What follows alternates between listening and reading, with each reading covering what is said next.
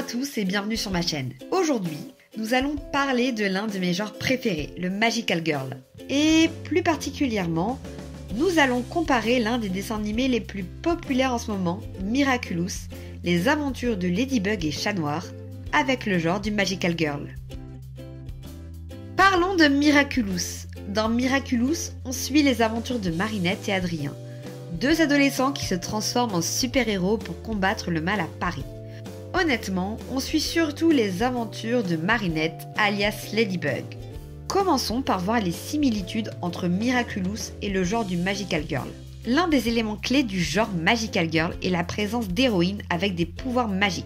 Dans Miraculous, nous avons Ladybug et Chat Noir qui ont chacun des pouvoirs uniques qui les aident à combattre les super-vilains de Paris. Ces pouvoirs magiques sont un élément clé de l'intrigue de la série, tout comme dans de nombreuses autres séries Magical Girl. Un autre élément important du genre Magical Girl est la transformation magique. Dans Miraculous, Marinette et Adrien utilisent des objets magiques, les Miraculous, pour se transformer en Ladybug et Chat Noir. Cette transformation est un moment important dans chaque épisode car elle montre à quel point les personnages sont déterminés à protéger Paris des super vilains, et dans les Magical Girls, le moment de la transformation est toujours attendu. Les costumes des super-héroïnes Magical Girls sont souvent très distinctifs et reconnaissables, et Miraculous ne fait pas exception. Les costumes de Ladybug et de Chat Noir sont très colorés et comportent des éléments qui les rendent uniques. Les costumes sont également importants car ils aident à identifier les personnages lorsque nous les voyons se battre contre les super vilains.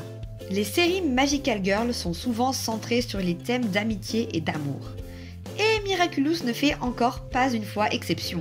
Le développement des relations entre les personnages sont très importants dans la série, en particulier celles entre Marinette et Adrien. Leur amitié et leur amour forment une partie très importante de l'intrigue, tout comme de nombreuses autres séries Magical Girl. Citons ici Sailor Moon où la relation entre Usagi et Mamoru a une place centrale. La relation entre Marinette et Adrien est d'ailleurs un facteur qui tient les spectateurs en alerte depuis la saison 1. Dans un Magical Girl classique, on va très souvent avoir une mascotte magique trop mignonne, qu'elle soit sous la forme d'un animal ou d'un être surnaturel. Miraculous rejoint les Magical Girls de ce côté-là avec les Kwami. Enfin, les Magical Girls mettent souvent en scène des super vilains que les héroïnes doivent affronter. Miraculous suit cette formule avec Ladybug et Chat Noir combattant une variété de super vilains à travers Paris. Ces super vilains sont souvent très puissants et représentent une menace pour la ville, mais Ladybug et Chat Noir sont toujours prêts à se battre pour les vaincre. Ce dernier point n'est pas si surprenant car rappelons que Ladybug et Chat Noir sont représentés comme des super-héros. Plutôt que le Magical Girl, ce dernier point est surtout une caractéristique de leur statut de héros.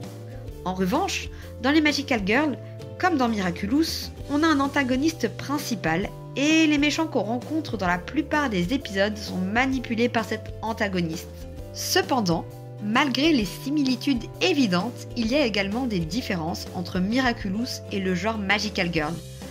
Penchons-nous dès à présent sur ces dernières. L'une des principales différences entre Miraculous et le genre Magical Girl est l'origine des pouvoirs des personnages principaux.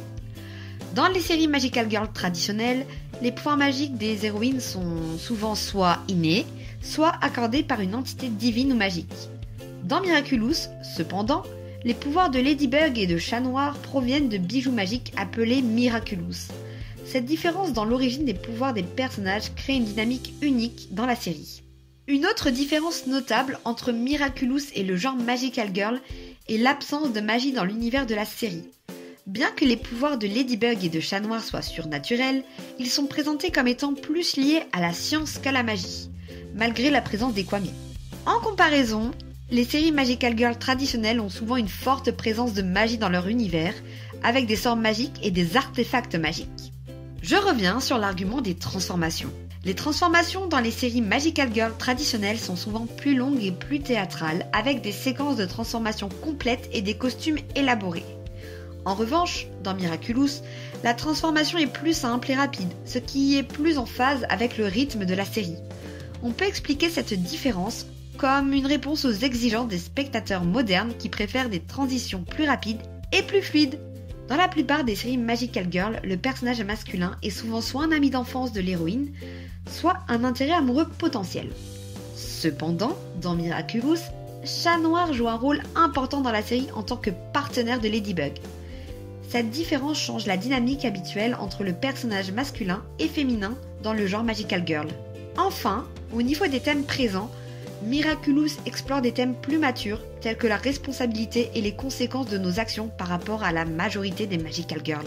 En conclusion, Miraculous est un excellent exemple de la manière dont le genre Magical Girl peut être adapté pour de nouveaux publics et de nouvelles histoires. Bien qu'il ne soit pas tout à fait conforme à la définition traditionnelle du genre Magical Girl, il y a encore de nombreuses similitudes et de nombreuses caractéristiques qui plairont aux fans de Magical Girl. Et vous, que pensez-vous de Miraculous ? Est-ce que vous considérez Miraculous comme un potentiel Magical Girl ? Dites-moi tout ça dans les commentaires. Cette vidéo touche à sa fin. J'espère qu'elle vous aura plu. N'hésitez pas à vous abonner et à liker la vidéo. En commentaire, dites-moi s'il y a des sujets que vous voudriez que j'aborde, notamment autour des Magical Girls et des shoujo. Je vous invite à aller regarder mes précédentes vidéos, et notamment celle décrivant le lien entre Ojamajo Doremi et My Hero Academia. A bientôt!